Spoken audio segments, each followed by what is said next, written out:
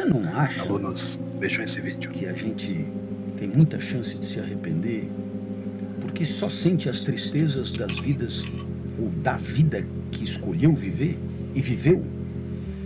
Veja bem, se agora aqui temos 5 possibilidades, escolhemos uma, vamos sentir as tristezas dessa uma.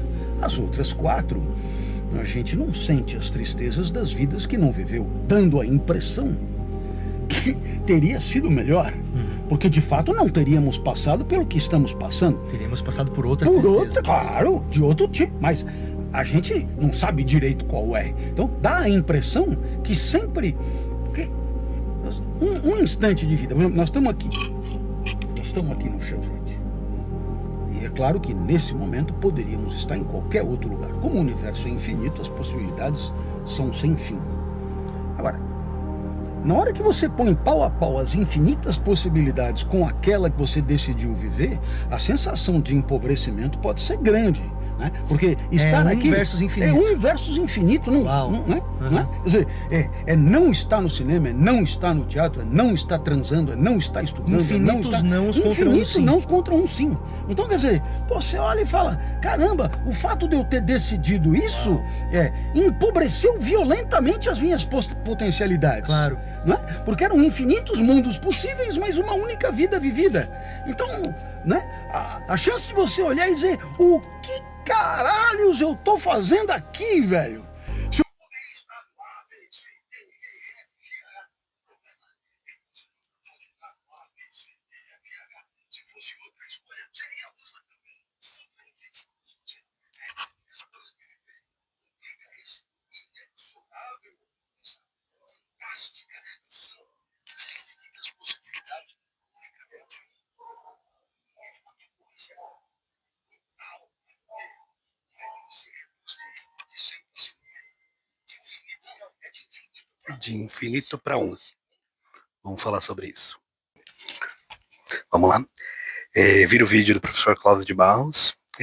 O professor fala sobre, na verdade, sobre um filósofo, uma ideia de um filósofo dinamarquês chamado Kierkegaard. Eu vou escrever o nome dele aqui, é impossível, né? Mas na verdade fala sobre a questão da escolha e sobre essa ilusão de escolha. Então vamos lá falar da teoria desse filósofo.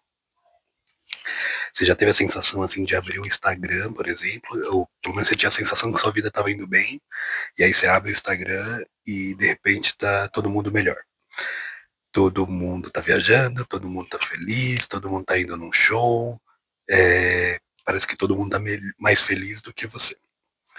E por que isso acontece, na verdade, né? Hoje eu quero te apresentar então um filósofo que ele já falava sobre isso no século XIX, quer dizer, antigo até, né? O nome dele é Soren Kierkegaard. Ele dizia que viver é uma escolha. Viver é escolher. Que toda escolha traz uma renúncia. Quando você escolhe uma profissão, você deixa as outras profissões de lado, né? Não tem jeito. Quando você escolhe uma pessoa, né? Você deixa de viver com as outras pessoas. Você deixa de viver as outras histórias.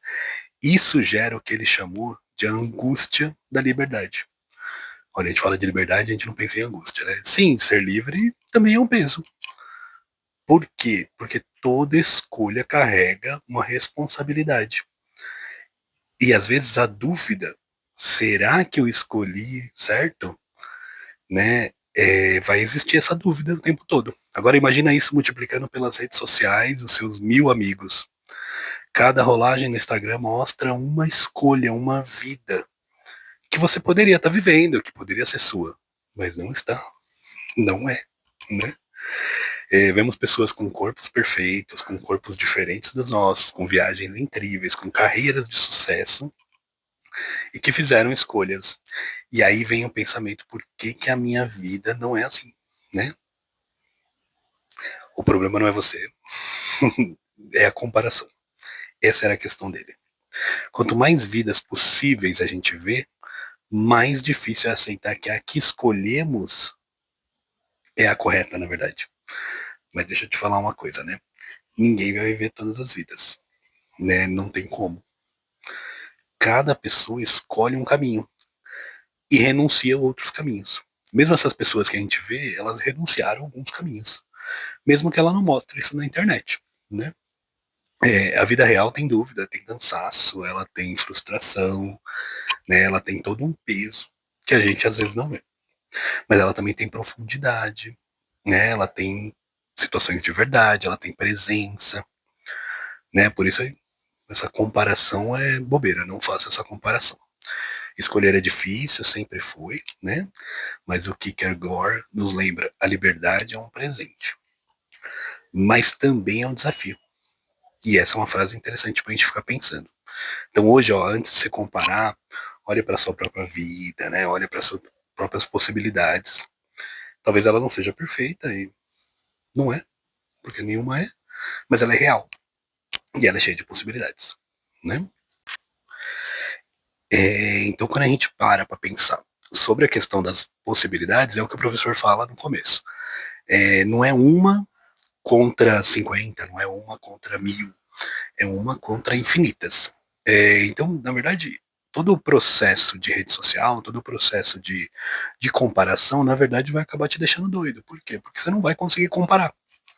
É impossível você comparar com a uma com infinitas, né? E mesmo quando você tiver tudo, ainda vai ter uma comparação, porque ainda vai ter infinitas possibilidades.